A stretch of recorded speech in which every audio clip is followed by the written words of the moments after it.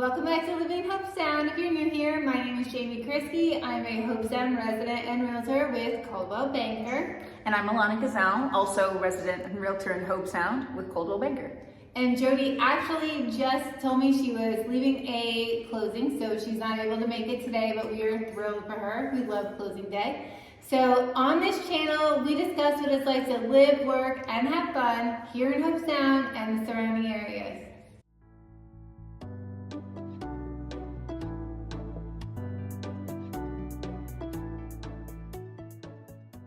On today's video, what we want to discuss is how to determine between, do I want to buy a resale, do I want to buy new construction? So we're going to go through some of the questions to ask yourselves when determining, should I buy a new or should I buy a resale? Ooh. Do you want to live in a construction zone for a little while? True. That's a real thing. If you buy a new construction and you're one of the, especially if you're one of the new first buyers in the neighborhood, you still have to live through the rest of the community being built. So the downfall of that would be nails in your tire, which I've had multiple times going through new construction developments. Totally sucks. They give you breaks on amenities before the amenities are developed. You're not paying for them before they exist. However, you're buying into a neighborhood where that infrastructure might not be in place yet. So you might be waiting for that community pool or that fitness center or that tennis court that you might be really excited about. Yeah. I think a pro of being like one of the first ones in also though of a new construction would be more control over the way that the layout of the HOA is designed. So like the bylaws or the rules and regulations, things like that, you might have some more control over that in the beginning when the development's being developed versus like a resale that's already been established. Right? It'd be very difficult to change bylaws. Oh yeah. Well, and if you get in early enough, you can also usually decide where, at least within that phase, if not the whole neighborhood, you can decide where you want to be versus being among the last in and, you get what's left. Yeah. I love picking out my lot location because you can like determine where the sun's going to be in the morning or at nighttime, wind, and like do you want to be up against the golf course or a lake or a preserve or do you want to look in your neighbor's backyard? Like, I don't know. But that's something to consider when picking out where your lot's going to be in a new constructed neighborhood. Yeah. Another question you might want to be asking yourself is, am I looking for a location to be centered around perhaps school, if you've got family with kids, or centered around, a proximity to work? So lifestyle. Yeah. What are the top 4 things that are a priority to you? Is it your proximity to work? Is it proximity to shopping and maybe activities like boating or the beach?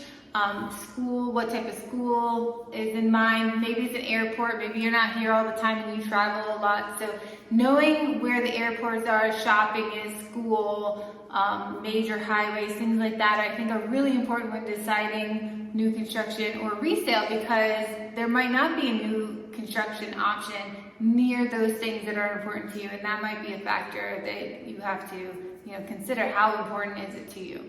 Yeah, absolutely. Absolutely. In the realm of customizability though, you also want to ask yourself, do I want something that's already finished and move-in ready, that's already established, and I'm going to get what is there and I'm going to make it work, or I'm going to change it in my own time? Or do I want something where I'm cherry picking what's going into the cart and then I'm clicking buy? Yeah, right.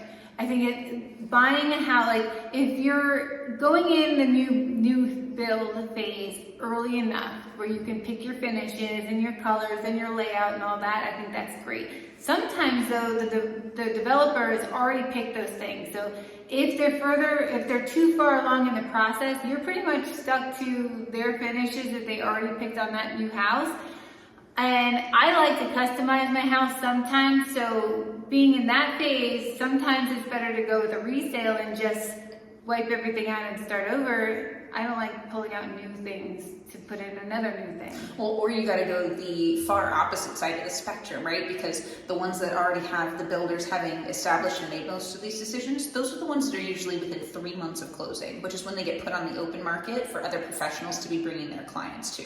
So if you want that super customizability, you're looking at not moving in within a year and a half, maybe 2 years even, depending on what the infrastructure looks like. But if you want that full customizability, just build it into a longer term plan for shopping well before you're ready to get there. And it's not a move-in ready, good fit. You know? Yeah, and I think that's important to get with a local professional who knows each of the neighborhoods, the timelines everyone's on. You don't have to go to the builder. You can go to a professional, and then we can tell you this neighborhood is great, they're this far along, these are the lots available for what you're wanting, things like that. So it kind of gives you a master of all versus just one.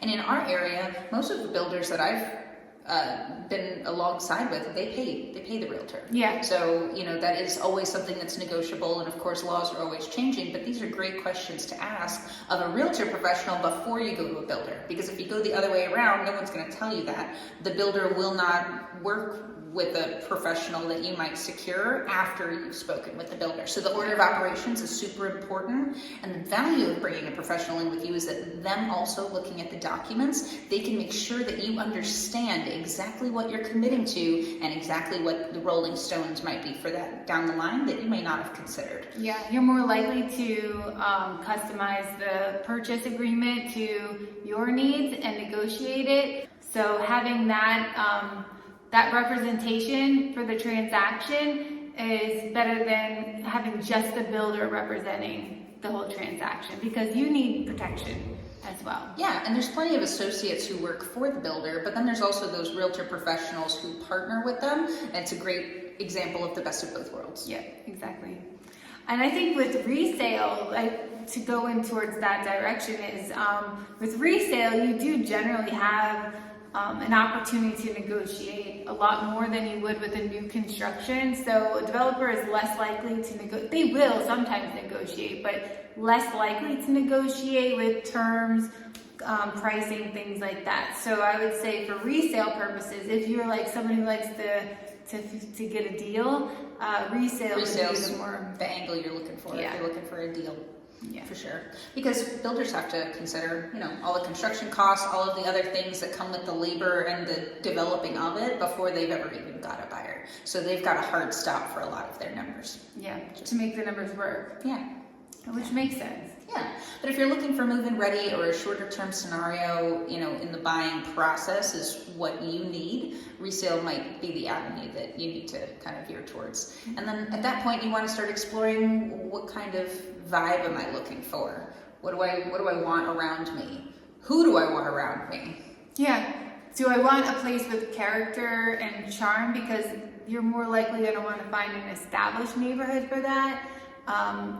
Or do I like things very clean and manicured and super brand new? And I would say probably a new construction is more likely the avenue you would go. Not to say you couldn't cross those things over, but statistically speaking and looking around our area, that would be the categories to determine, do I want character and charm versus you're sleek and new and maintained. Ooh, are you offended by your neighbors not mowing their lawn every week? Oh.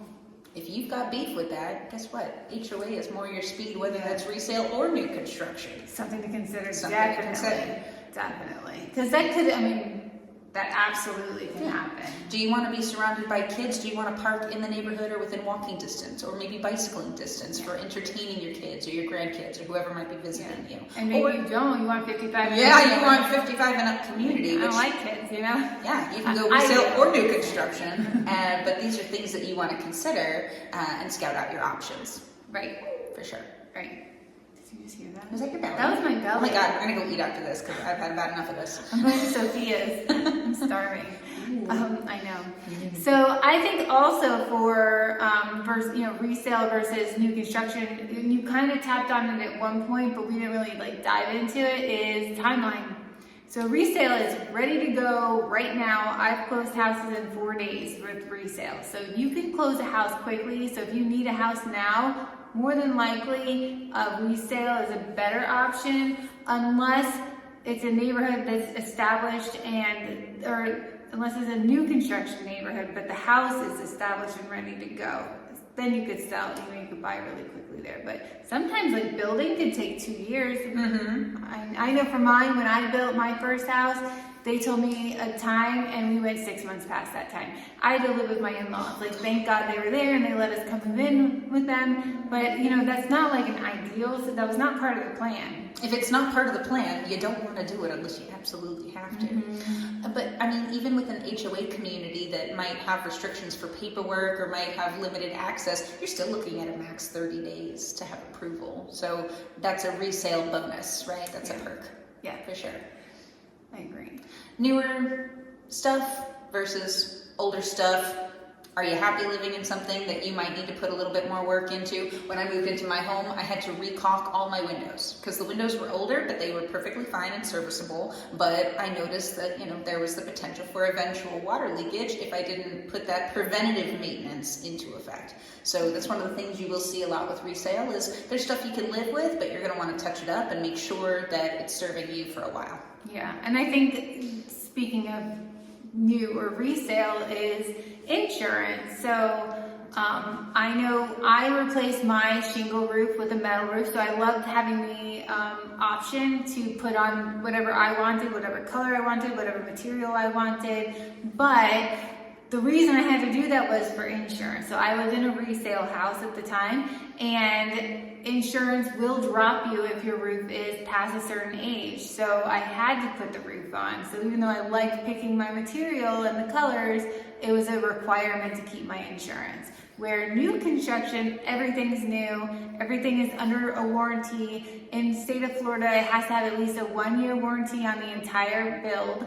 And then there's the extended warranties on roof and, you know, other products. Appliances. And yeah, like whatever that manufacturer warranty is. So there are definite pros with going with new construction and having all of that built in versus having to put it in because it's a requirement or an option. Yeah, and we touched on it in our other video, but I want to circle back to codes. When you're talking codes for the most savings you could possibly get on your insurance, all those little discounts and coupons that we like to stack up, you're going to have more of those in newer homes, whether they're resale or new construction.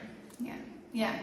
There are some great products being made now for energy efficiency, which is, you know, another pro for a new construction is having energy efficient appliances or energy efficient, you know, maybe insulation, windows, things like that. So if you care about energy efficiency, generally speaking, the newer construction homes would offer the highest efficiency that's required.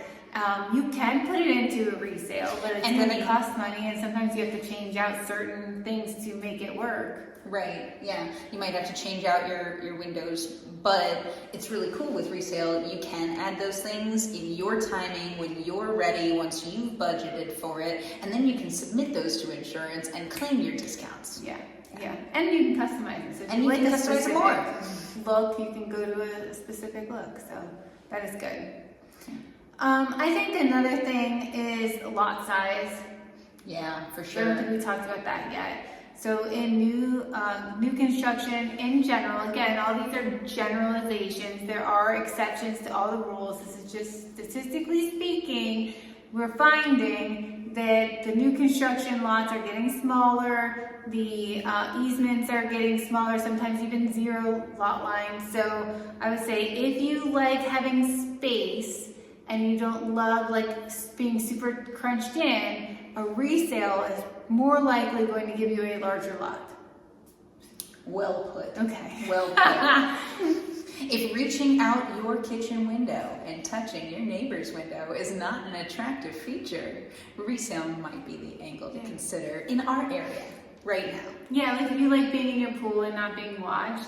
But I mean, hey, if you you're into that, I'm not judging. Nope. Just letting you know. There's options for all of you. Oh, you know what? Because of the peeper. That's actually another really great point. So most builders in the area, not all, but most of them will not put a pool in while the property is being built.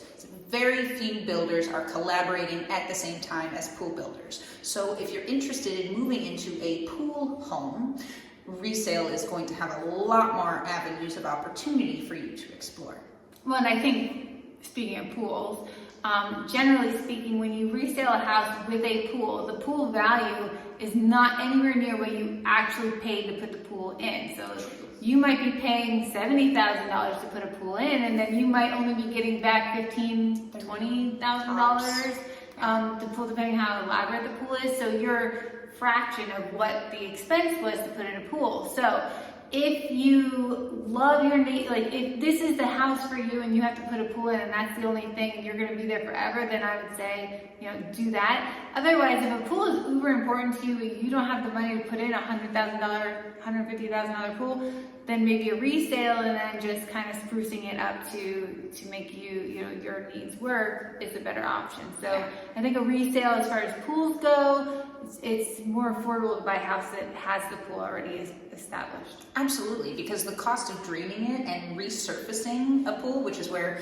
for those of us who don't know, when it goes from feeling like sandpaper to your feet to it feeling the way that it's supposed to feel without scuffing you up, you know, that's usually acidity and calcium leaching through the concrete structure of your in-ground pool, right? So even the cost of refinishing a pool, maybe something in the realm of 10K, you're replacing your pool equipment, maybe 5K tops, 15K versus potentially between 70 and 100 to have your pool installed. You know, it's something to definitely consider. Yeah, that's one of the reasons I moved from a house that didn't have a pool to a house with a pool was to put the pool in, it was going to be $150,000.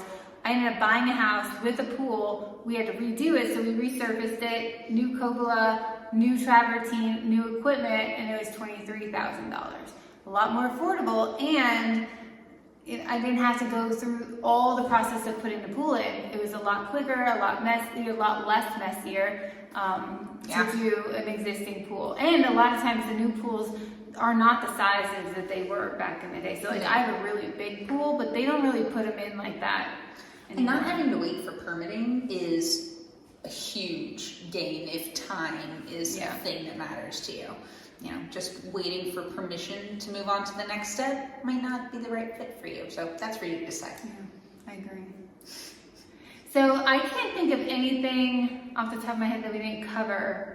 No, but we absolutely welcome your questions. And if you would like us to elaborate on any of these details, please let us know in the comments or send us a message directly. Yeah, if you have specific questions, reach out to us. We do love hearing from you. We do these videos because we enjoy hearing from you and we want to help you make your decisions and give you the right questions to ask your agents or ask yourself when trying to determine, you know, is a new construction or a resale a better option for me, or is a non-HOA or an HOA a better option for me? We try to help you answer those questions. So if we've not tackled the questions you have in mind, reach out to us. We love hearing from you.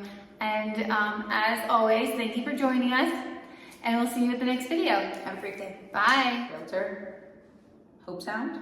Yeah. Something like that. I'm from here. Whatever. You guys know me. Anyways. We should absolutely start this video over. I know. I was like, I love you so much. I'm struggling right now. Why is my brain not? Let me go get a monster. You're right. How about this? Hold up. All right. I know. I got like all this energy on.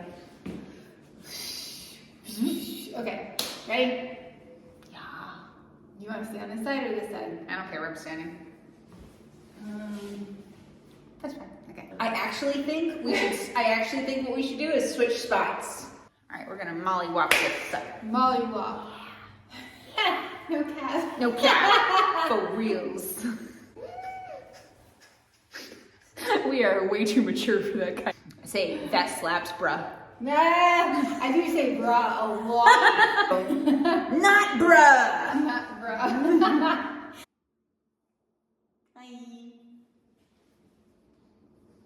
Come on, quick. Work it. Okay. Alright. No, I don't like that. You ever seen her? What? Bonk. No, it's not.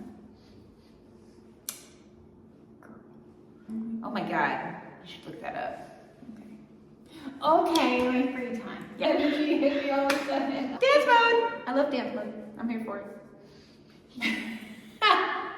Hello. Hello. Hello. Hello.